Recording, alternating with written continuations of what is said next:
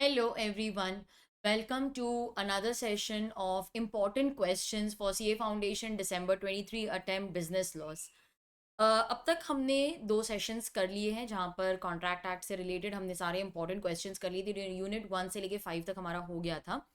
आगे बढ़ते हैं विद यूनिट 6 और यहाँ पर हम यूनिट 6 के साथ साथ पार्टनरशिप के भी क्वेश्चंस डिस्कस करेंगे। ओके, सो आई होप कि आपने रिवाइज करके रखा होगा partnership act, because I am going to select unique questions which are going to be asked in the exam. अगर आपके प्रीवियस सेशंस मिस हो गए हैं तो लिंक दे देती हूँ मैं यहाँ पर, जाके वो देख लेना। They are all important and unique questions जो आपको एग्जाम के लिए प्रिपेयर करने ही चाहिए। ऑल राइट, तो स्टूडेंट्स फिर आगे बढ़ते हैं। आज जो मैंने क्वेश्चन सिलेक्ट किए हैं they are question 4, 7 and 8 from this chapter. ये मेरा कंपाइलर है। It is a compilation of all the past exam question, study material, RTP, MTP questions with full length answers as expected by ICAI. और यहाँ पर मैंने answers को 4 parts में divide किया है: provisions, facts, analysis and conclusion. तो पूरी बुक में आंसर्स आपको इसी तरीके से मिलेंगे। ये आपको एक आइडिया देगा कि प्रोविजंस में क्या लिखना चाहिए, कितना लिखना चाहिए, एनालिसिस में क्या पॉइंट्स आएंगी, how to start the answer and how to conclude the answer. It's the best book for CA foundation law and trust me students, questions सारे इसी बुक में से आने वाले हैं, guaranteed. Okay, you can purchase this book from my website capreetyagarwal.com। इसके साथ हमारा एक कॉम्बो भी आता है for the podcast revision lectures. तो वो पॉडकास्ट लेक्चर्स के साथ आप पहले कॉन्सेप्ट रिवाइज करो और फिर सारे क्वेश्चंस सॉल्व कर लो। So it's a complete package. Okay, तो सबसे पहले मैंने आइडेंटिफाई किया है क्वेश्चन 7, फिर question 8 and then question 9। Question 4, okay चलो देख लेते हैं। ये मुझे ना बहुत ही यूनिक क्वेश्चन लगा, because it has never been asked before this attempt. ऐसा कभी पूछा नहीं था। बहुत ही अलग तरीके की फ्रेमिंग वाला क्वेश्चन है। ऐसी थ्योरी भी इतनी हमने नहीं पढ़ी थी। So X found a wallet in a restaurant. He inquired of all the customers present there. Now before I proceed, he found a wallet. इसका मतलब है मेरे दिमाग में प्रोविजंस आने लग जाते हैं। जैसे मैं वर्ड्स देखती हूँ ना, मेरे प्रोविजंस आने लग जाते हैं। He found a wallet मतलब he is the finder of goods. Finder acts as a bailey. He acts as a caretaker. He is not the owner of goods. What is his duty? It is his duty to find the true owner and to return it. Okay, to return the wallet to the true owner. It is his duty to take proper care of the goods. To take proper care of the goods, not to use the goods for personal use. Okay, not to mix the goods with his own goods, not to mix the goods.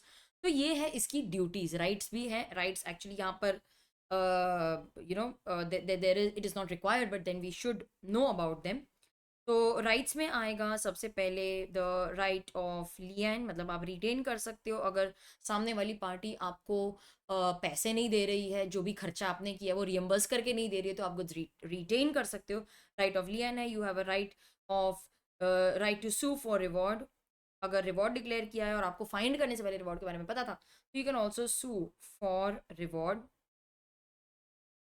And you also have a right to sell the goods in case the true owner was not found, या फिर वो found था but he did not pay the lawful charges, or the lawful charges amount to 2/3 of the value of goods, or the goods are perishable। तो इस तरीके से मैं सारे प्रोविजंस रिवाइज कर ली, तो फिर मैं यूज करूँ या नहीं करूँ वो अलग बात है, बट ये इस तरीके से मेरा सारा रिविजन हो जाता है। सो रिस्पॉन्सिबिलिटी ऑफ फाइंडर क्या है? To take proper care of the goods as a man of ordinary prudence. Prudence मतलब एक normal sane person, rational person जितना ख्याल रखेगा उतना मुझे रखना है। No right to appropriate the goods. I can not use the goods, I cannot mix the goods with my own goods, and to restore the goods, that is to return the goods once the true owner is found। मैंने थोड़े words यहाँ पर simplify करके लिखे हैं। इन्होंने लिखा है टू रीस्टोर, मैंने लिखा है to return the goods to the true owner. तो ये है फाइंडर की ड्यूटीज। ओके, अब ये वाले पर्टिकुलर केस में क्वेश्चन क्या था? क्वेश्चन क्या था? X found a wallet. Okay, x को एक वॉलेट मिला था। उसने सब कस्टमर्स को पूछा कि ये किसका है, किसी ने ओन नहीं किया, तो उसने जाके ये वॉलेट रेस्टोरेंट के मैनेजर को दे दिया। एंड उसने बोला कि ये रखो जब तक ट्रू ओनर नहीं मिलता। आफ्टर अ वीक वो इंक्वायर करने गया कि भाई ट्रू ओनर मिल गया है कि नहीं। सो इन दैट केस मैनेजर बोलता है कि नहीं, अभी तक तो ट्रू ओनर नहीं मिला। तो इसने बोला ठीक है, वो वॉलेट मेरे को रिटर्न कर। Manager refuse to return it saying that it does not belong to him, बोलते ये एक्स तेरा थोड़ी ना है, जब ट्रू ओनर आएगा तब मैं उसको दूंगा। तो मैनेजर ने वॉलेट देने से मना कर दिया। तो क्वेश्चन ये पूछता है कि क्या एक्स वो वॉलेट मैनेजर से रिकवर कर सकता है।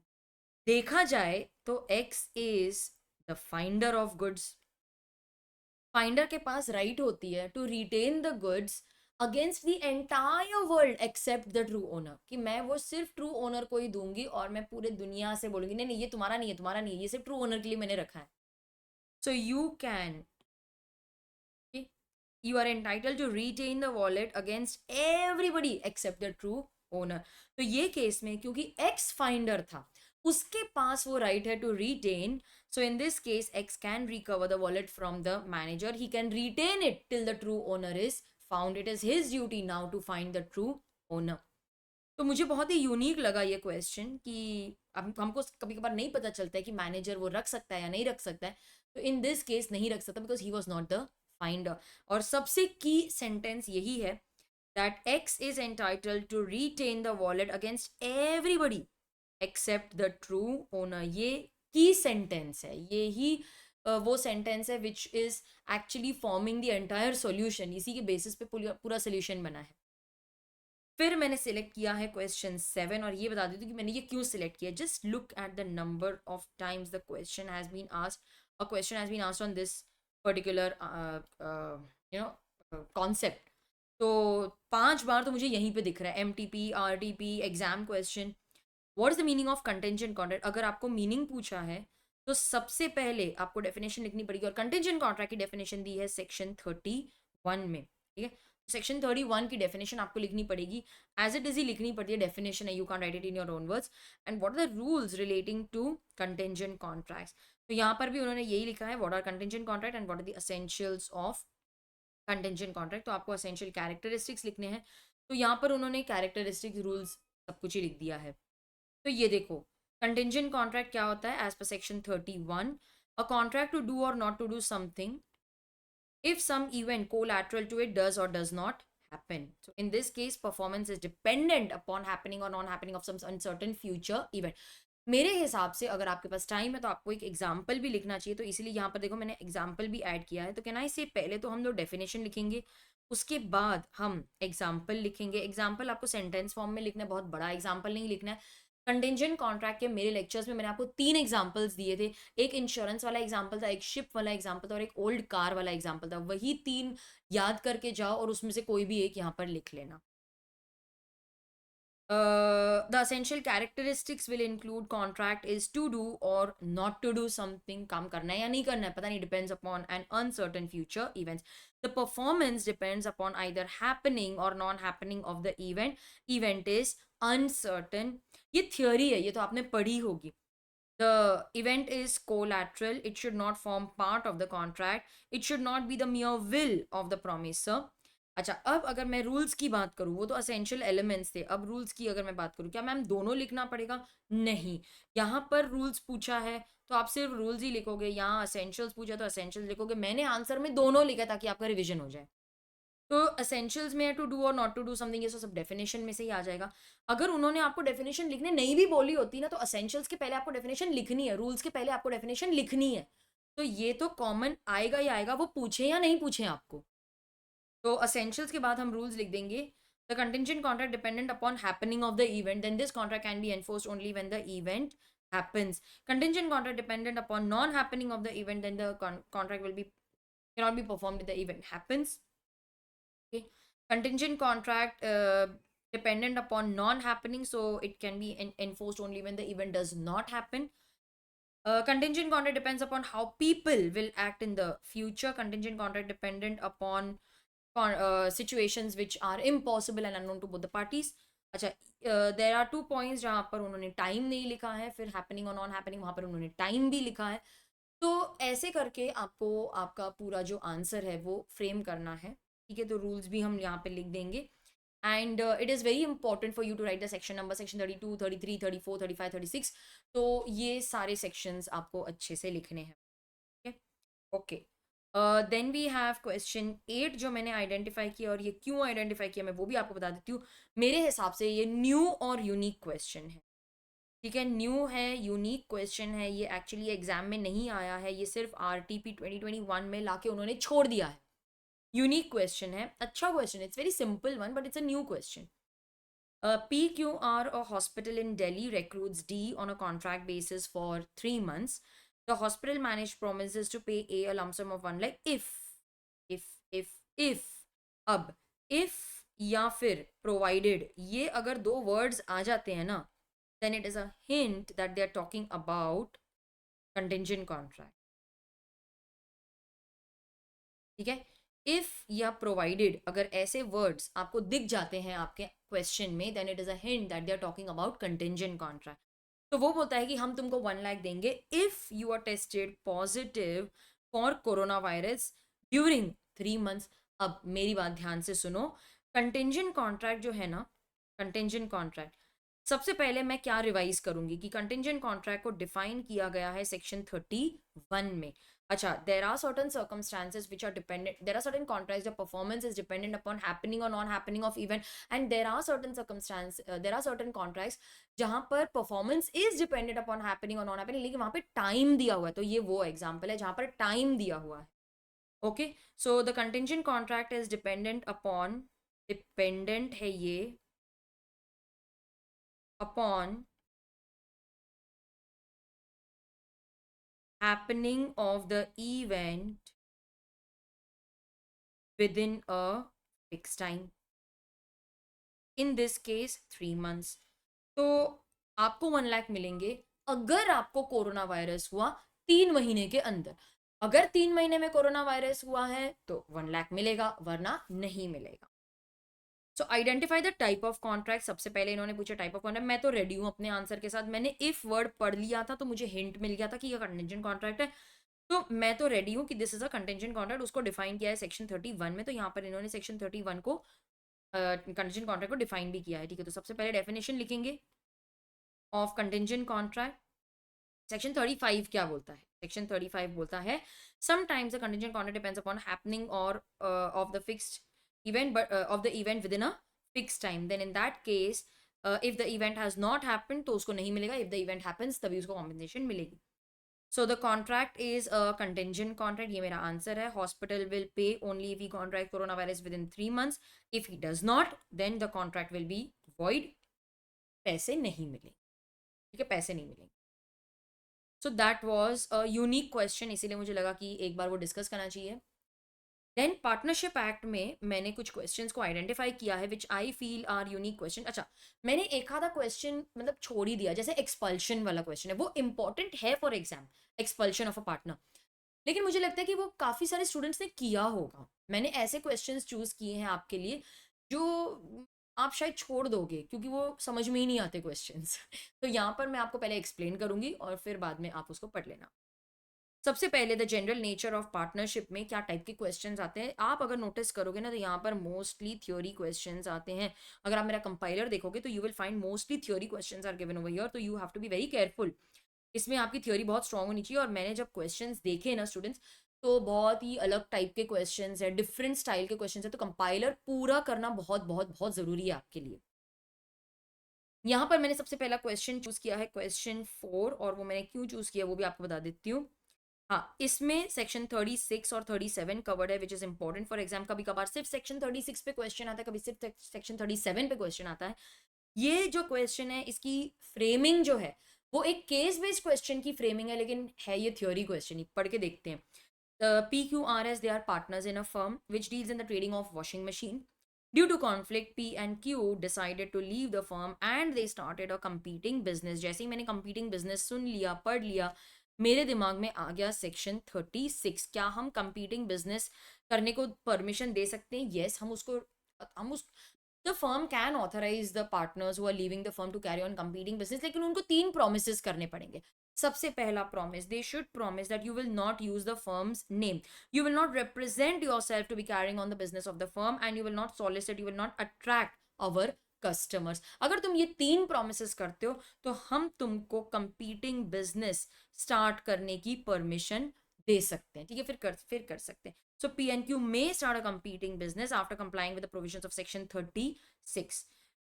ठीक है, RNS have continued. In the firm in which P and Q have a share, ठीक है। अब उनका जो शेयर है जो अब तक हमने सेटल नहीं किया है, फिर उसका क्या करेंगे? सेक्शन 37 क्या बोलता है कि अगर आपने पार्टनर्स का जो शेयर है, जो आउटगोइंग पार्टनर है, उसका शेयर अगर सेटल नहीं किया, you are still using that money with the firm, तो दो चीजें कर दो। या तो तुम उसको शेयर ऑफ प्रॉफिट दे दो on whatever amount that you are using, या फिर तुम उनको इंटरेस्ट दे दो at the rate of 6% per annum. तो यहाँ पर या तो आप उनको प्रॉफिट दे दो या फिर आप इंटरेस्ट दे दो at the rate of 6% per annum. तो अगर आपका कोई आउटगोइंग पार्टनर है, डेथ हो गई या इन रिटायरमेंट हो गई, आउटगोइंग पार्टनर है, तो ये या तो उसको प्रॉफिट का शेयर दे दो या फिर उसको इंटरेस्ट दे दो at the rate of 6% per annum. So we will advise them accordingly. तो है तो ये एक थ्योरी क्वेश्चन, लेकिन उसकी फ्रेमिंग देखो कैसे उन्होंने की, as a case based question. Section 36 section 37 both are very important for exam, इसीलिए मैंने ये क्वेश्चन को चूज किया है। आगे बढ़ते हैं। Question 5 is my choice. Question 5, X and Y they are partners. हाँ, ये मैंने क्यों चूज किया है, क्योंकि सेक्शन 28 जो है एस्टॉपल वाला सेक्शन है। This is very frequently asked in the exam, partner by estoppel. अगर आप कंपाइलर ध्यान से देखोगे तो आप देखोगे 4 से 5 क्वेश्चंस तो इन्होंने पार्टनर बाय एस्टॉपल पे पूछने, अलग अलग तरीके की फ्रेमिंग करके। सो पार्टनर बाय एस्टॉपल या फिर पार्टनर बाय होल्डिंग आउट, या पार्टनर बाय एस्टॉपल या पार्टनर बाय होल्डिंग आउट, ये बहुत फ्रीक्वेंटली आता है हमारे एग्जाम में, तो इसीलिए you should be very prepared, thoroughly prepared with the theory. Okay, section 28, पहले तो क्वेश्चन तो पढ़ लें। X and Y they are partners in a partnership firm. X introduced A as a manager. तो एक्स और वाई एक्चुअली में partners हैं। इन्होंने एक मैनेजर रखा है ए। एक्स इंट्रोड्यूस्ड ए, बोलते ये है हमारा पार्टनर, एक्चुअली तो वो मैनेजर था, इसने इंट्रोड्यूस कर लिया पार्टनर, ये खुश हो गया। ए रिमेन साइलेंट। अरे भाई, तुमको पार्टनर बनने का इतना ही शौक है ना, तो पार्टनर की अभी लाइबिलिटी भी बेयर करनी पड़ेगी। देखो क्या हुआ आगे। Z, a trader, believing that A is a partner, decided to supply television set to the firm on credit. तो उनको लगा कि ये पार्टनर है तो गुड्स दे दिया on credit. After the expiry Z को अपने पैसे नहीं मिले। Z filed a case against X and A, दोनों पे केस कर दिया। तो ए आर्ग्यू कर रहा है लेकिन मैं तो पार्टनर हूं ही नहीं, मैं तो सिर्फ मैनेजर हूं। अरे लेकिन जब एक्स ने तुमको इंट्रोड्यूस किया था एज अ पार्टनर, तब तुम चुप क्यों रह गए? अब तुमको पार्टनर बनने का इतना ही शौक है तो पार्टनर की लाइबिलिटी भी बेयर करनी पड़ेगी। So you will be considered as partner by estoppel. You don't become a full fledged partner, लेकिन उस पर्टिकुलर ट्रांजैक्शन के लिए you will be considered as if you are a partner. आप वो ट्रांजैक्शन के लिए लायबल हो। सो पार्टनर बाय एस्टॉपल मतलब जब पर्सन खुद ही बोलता है मैं पार्टनर हूँ, पार्टनर हूँ। एक्टिव रिप्रेजेंटेशन, चलो मैं पॉइंटर्स भी लिख देती हूँ कि अगर मेरे को कॉन्सेप्ट रिवाइज करना है तो मैं क्या करूंगी। पार्टनर बाय एस्टॉपल या फिर partner by holding out, section 28 में दिया हुआ है। या तो मैं खुद बोलूंगी कि मैं पार्टनर हूँ, that is known as active representation, और I will allow someone to represent me as a partner, like in this case उसको बोलते हैं tacit representation. Representation active हो या tacit हो, and on the basis of this representation, the third party has given credit to the firm. Credit मतलब या तो goods दे दिए on credit या loan दे दिया, then in that case the person is considered as a partner by estoppel या फिर partner by holding out. वो particular transaction के लिए आप liable हो। So in this case a person या तो वो खुद बोलता है मैं पार्टनर हूँ और he allows someone to represent him as a partner। तो ये केस में if he is allowing the other person to represent him as a partner, इसको बोलते हैं टैसिट रिप्रेजेंटेशन। और अगर वो खुद ही बोलता है कि मैं पार्टनर हूं, उसको बोलते हैं एक्टिव रिप्रेजेंटेशन। रिप्रेजेंटेशन एक्टिव हो या टैसिड हो, उसके बेसिस पे third party has given credit. तुम पार्टनर नहीं हो, फिर भी तुमने दिखाया या तुमने किसी को अलाउ किया कि तुमको एज अ पार्टनर बताएं, तो फिर तुमको एज अ पार्टनर ही हम लायबल करेंगे। In the given case Z will succeed in recovering the price from the firm. A will also be liable, manager is also liable for price because he becomes a partner by holding out। अब अगर ये question आया exam में, आपने एक बात notice की, maximum points provisions में दिए हैं जहां पर आपको एक्सप्लेन करना है कि पार्टनर बाय एस्टॉपल या पार्टनर बाय होल्डिंग आउट क्या होता है। एनालिसिस में आपको लिखना है कि because he allowed to himself to be represented as a partner and the firm has given the third party has given goods on the faith of that representation, then he will be liable as a partner by holding out। So Z will succeed in claiming the price। अब मुझे कैसे पता चलेगा कि conclusion में मेरे को क्या लिखना है? देखो ना यहाँ पे क्या क्वेश्चन दिया है, will Z succeed, yes he will succeed in recovering the price, वो ही एक लाइन मैंने यहाँ पर कंक्लूजन में लिखी है कि नहीं? तो कहाँ पे क्या लिखना है वो आपके क्वेश्चन में ही दिया हुआ है। नेक्स्ट जो मैंने क्वेश्चन सिलेक्ट किया है वो है क्वेश्चन 12। ओके, क्वेश्चन 12 मैंने सिलेक्ट किया है। हाँ, ये मैंने क्यों सिलेक्ट किया, क्योंकि यार ये बहुत ही अजीब वाला क्वेश्चन है, ये कभी हमने ऐसा पढ़ा ही नहीं होगा। Weather a group of persons is और इज नॉट अ फर्म, क्या एक ग्रुप ऑफ पर्सन्स को हम फर्म मान सकते हैं? वेदर अ पर्सन इज और not a partner in a firm, क्या हम इसको पार्टनर मान सकते हैं? तो क्या हम एक ग्रुप को फर्म मान सकते हैं? क्या हम इनको पार्टनर्स मान सकते हैं? कैसे मानोगे? क्या है true test of partnership? Explain the mode of determining the existence of the partnership. So, in short, what is the true test of partnership? The true test of partnership, क्या बात है, सही जवाब दिया। The true test of partnership is mutual agency. Is sharing of profit, is sharing of profit conclusive evidence? नहीं. Sharing of profit is not, it is not a conclusive evidence of existence of partnership. मैं लिख लिख के practice करती हूँ, लिख के ही हमको याद होगा. So sharing of profit is not a conclusive evidence of partnership because we may share the profit even with an employee. So there are so many occasions जहाँ पर sharing of profit होता है but they are not partners. What is the true test of partnership? The true test of partnership is mutual agency. What is mutual agency? Mutual agency के हिसाब से every partner is principal as well as agent. As a principal, he is bound by the acts of the agent. As an agent, he can bind the other partner. Okay, so as a principal he is bound and as an agent he can bind. एक partner double role play करता है. Okay, every partner plays double role. He is sometimes principal and he is sometimes agent. हर partner कभी principal है कभी agent है. अब मान लो कि एक्स ने गुड्स खरीदे फ्रॉम ए 10,000 के, अगर वो पे नहीं कर पाता तो क्या हम वाई और जेड से रिकवर कर सकते हैं? बोल कर सकते हैं. So he is acting as agent.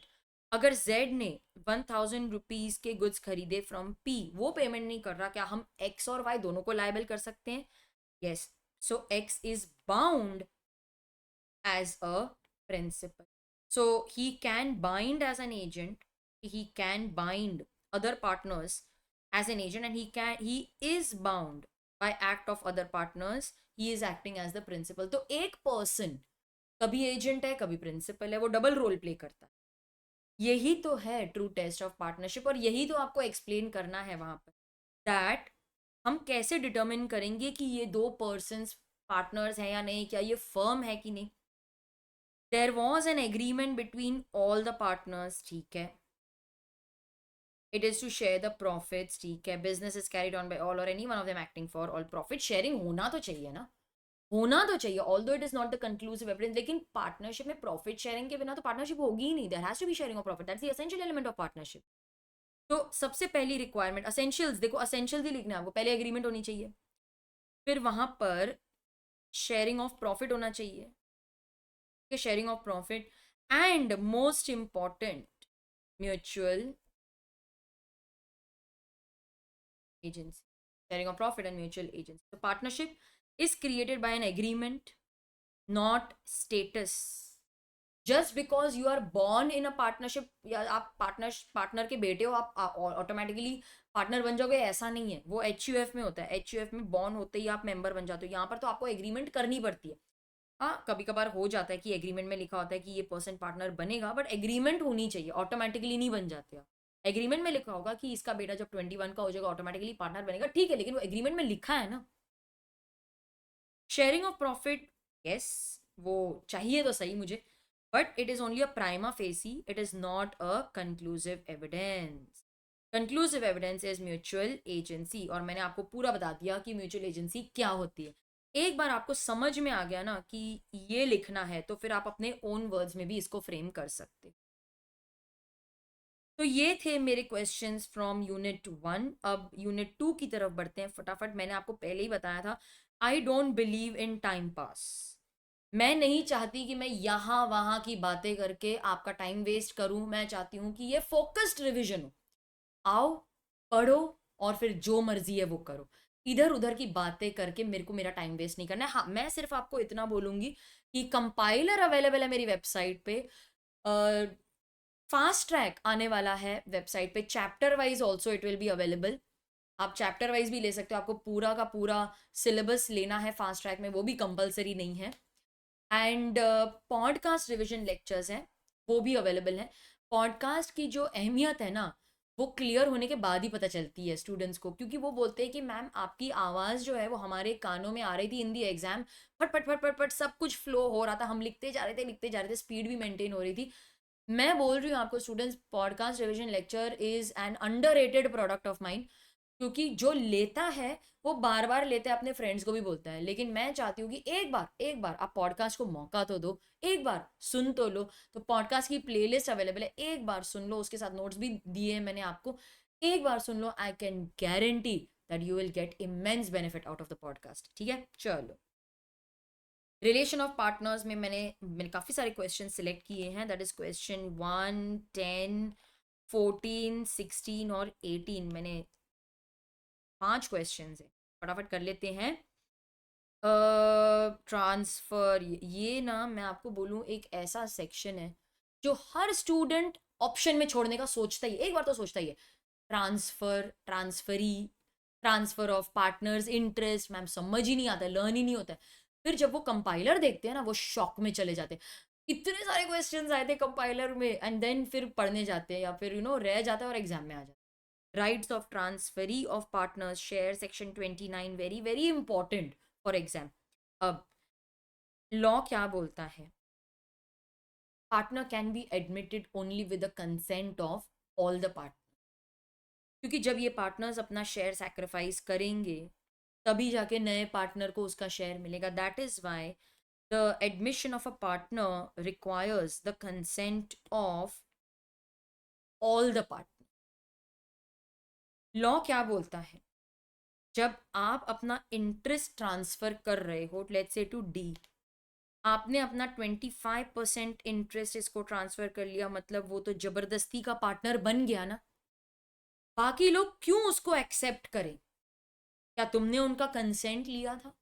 अगर ट्रांसफर के टाइम पे आप कंसेंट ले लेते हो तो ट्रांसफर वैलिड हो जाएगा। लेकिन अगर कंसेंट नहीं लेते तो वो बोलेंगे देख ट्रांसफरी, तू तो आई मत। You have no right to interfere in the conduct of the business of the firm. तेरे को जो प्रॉफिट दे रहे हैं ना, वो तू चुपचाप एक्सेप्ट कर ले। You are bound to accept the profit as it is. You cannot go through the accounts. You cannot inspect the books of accounts. जब डिसोल्यूशन होगा, या तेरा जो पार्टनर है ट्रांसफर है, जब वो रिटायर होगा, तब तेरे को बुक्स ऑफ अकाउंट्स दिखाएंगे। अदरवाइज तू देख ही नहीं सकता। ऑन डिसोल्यूशन और रिटायरमेंट तभी तेरे को दिखाएंगे, ताकि तू जान पाए कि तेरा कितना शेयर है, एसेट्स, तेरा शेयर जानने के लिए, या वो जो ट्रांसफरिंग पार्टनर के एसेट्स है वो जानने के लिए तेरे को दिखाएंगे। अदरवाइज तेरे को ना तो हम बिजनेस में पार्टिसिपेट करने देंगे, ना तेरे को हम बुक्स दिखाएंगे, ना तेरे को हम अकाउंट्स दिखाएंगे। जो प्रॉफिट है चुपचाप ले ले, दैट्स इट। 100% अगर इंटरेस्ट वो ट्रांसफर कर देता है, 100%, तो बाकी पार्टनर्स कोर्ट के पास जाकर डिसोल्यूशन भी करवा सकते हैं, वो भी राइट है उनका। तो पार्टनर को हमने मना नहीं किया है। पार्टनर तेरे को मना नहीं कर रहे। जैसे एक प्रॉपर्टी होती है, जैसे तू वो ट्रांसफर करता है, वैसे तू तेरा इंटरेस्ट भी ट्रांसफर करता है, बस इतना है कि कंसेंट लेके कर। क्वेश्चन 10 मैंने सिलेक्ट किया है। Question 10, Ram, Mohan, and Gopal. Okay, Ram, Mohan, and Gopal, they were partners. The firm ordered a machinery from Sunrise Limited. ठीक है, तो राम, मोहन और गोपाल ये पार्टनर्स थे। इन्होंने एक मशीनरी खरीदी है from sunrise limited. Okay, before the machine was delivered Ram expired. अच्छा, मतलब ऑर्डर प्लेस किया है, ऑर्डर प्लेस किया है, मशीन आने से पहले राम एक्सपायर्ड। अच्छा, thereafter the remaining partners also became insolvent. क्या बात है। द फर्म फेल टू पे। तो अब is Ram's private estate liable for the price of the machine. मेरे को एक बात बताओ, हमने उसकी डेथ के पहले सिर्फ ऑर्डर प्लेस किया था ना, क्या ये एक फाइनेंशियल ट्रांजैक्शन है? नहीं। अरे ऑर्डर प्लेस की तो आप जर्नल एंट्री भी नहीं लिखते हो, नो एंट्री लिख के आते हो, ऑर्डर ही प्लेस किया है ना, सिर्फ कोई फाइनेंशियल ट्रांजैक्शन हुआ थोड़ी ना है। जब कोई फाइनेंशियल ट्रांजैक्शन हुआ ही नहीं था, फाइनेंशियल ट्रांजैक्शन ही नहीं है, तो रिकवर कैसे कर सकते हो? कैसे उसको लायबल कर सकते हो, उसके एस्टेट को? Estate is not liable. ये तो सिर्फ एक ऑर्डर प्लेस था, वो फाइनेंशियल ट्रांजैक्शन भी नहीं है। अगेंस्ट हुम can the creditor obtain a decree for recovery of the price? अरे फर्म तो इंसॉल्वेंट हो गई है, देखो केस कर लो सर्वाइविंग पार्टनर्स से, और जो एसेट्स हैं, since they are already insolvent, recovery of the debt will not, उनका केस ही नहीं बनेगा। A suit for the goods sold and delivered will not lie against the representative of the deceased partner, क्योंकि deceased partner का जो representative है वो लायबल होगा ही नहीं, क्योंकि ये फाइनेंशियल ट्रांजैक्शन है ही नहीं। हाँ, जो सर्वाइविंग पार्टनर्स हैं उन पे केस हम कर सकते हैं, लेकिन वो केस बनेगा ही नहीं, क्योंकि इंसॉल्वेंट हो गए ना। जितना तुमको मिला, जितने एसेट्स में से मिला उतना मिलेगा, अदरवाइज नहीं मिलेगा। सिर्फ एक पर्सनल डिग्री, मतलब डिग्री इन इन शॉर्ट होता है स्यूट या फिर केस या ऑर्डर ऑफ द कोर्ट बोल सकते।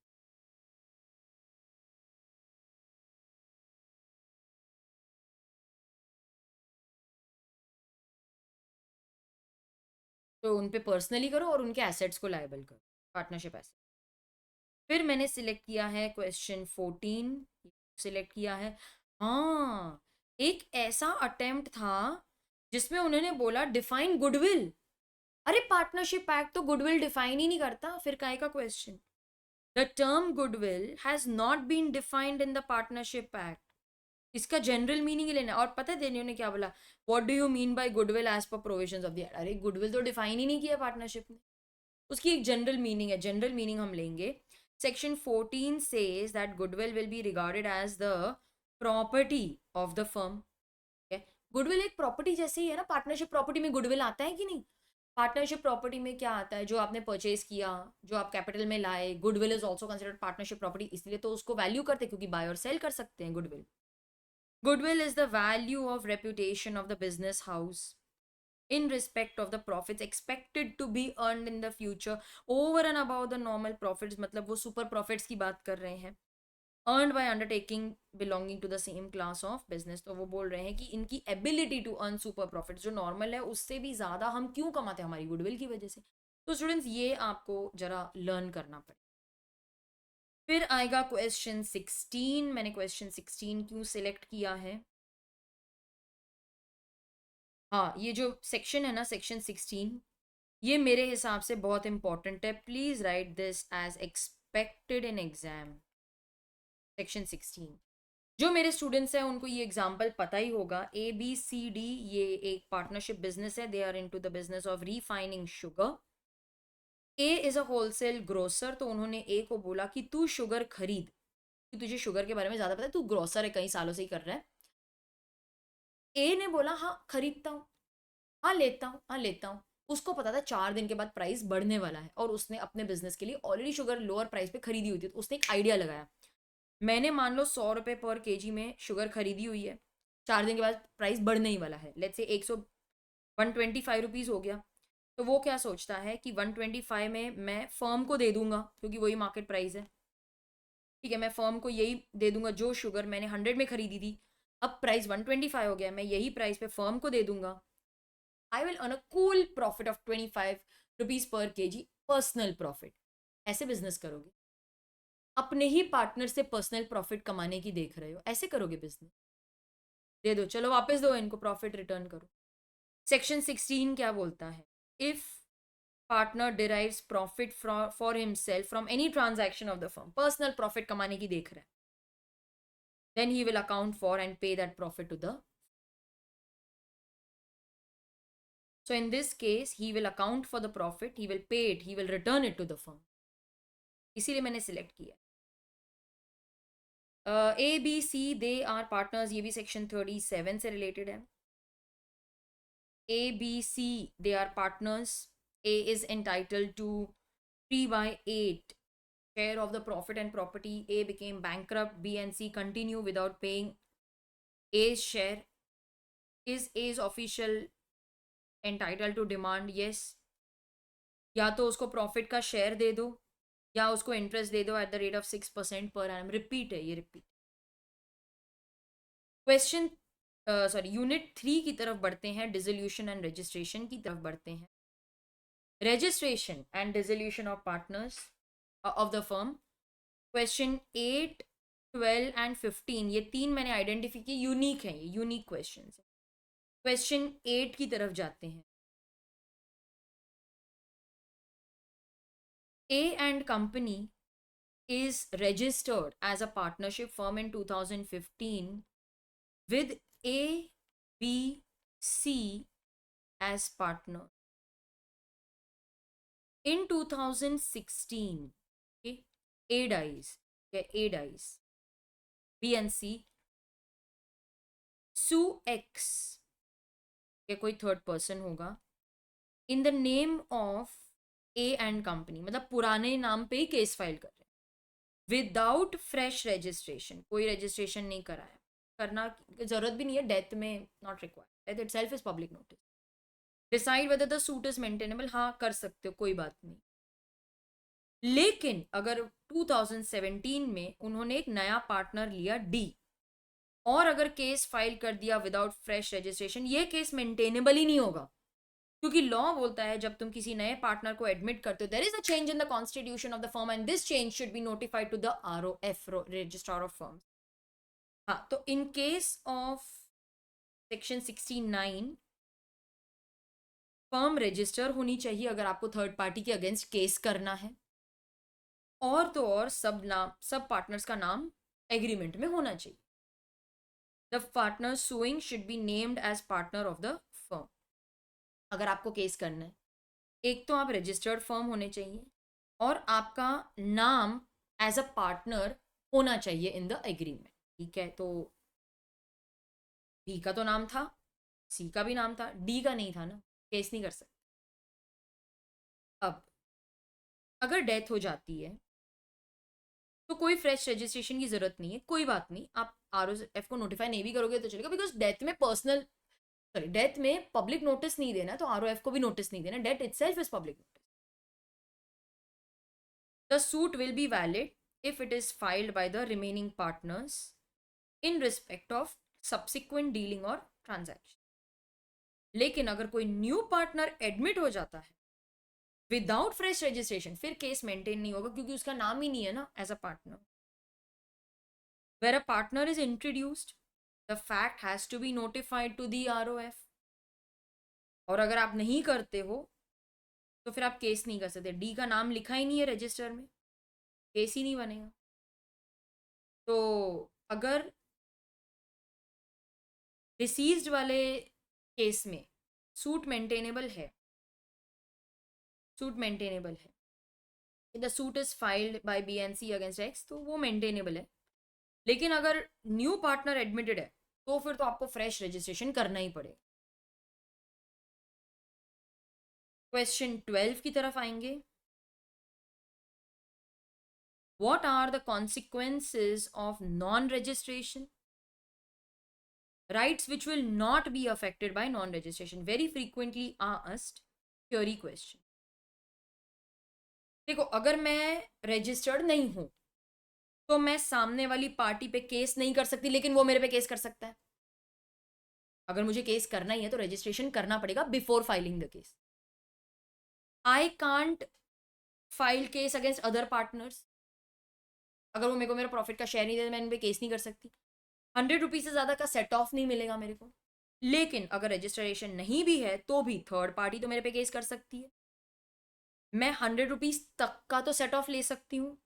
Official receiver assignee asset sell करके मेरा सेटलमेंट कर सकता है। डिसोल्यूशन का तो केस बनेगा even if the firm is not registered. Dissolution का तो केस बनेगा। अब सुनो मेरी बात। एक फर्म थी XYZN कंपनी, ये अनरजिस्टर्ड है, लेकिन फिर भी ये कोर्ट के पास जाके डिसोल्यूशन करवा सकती है।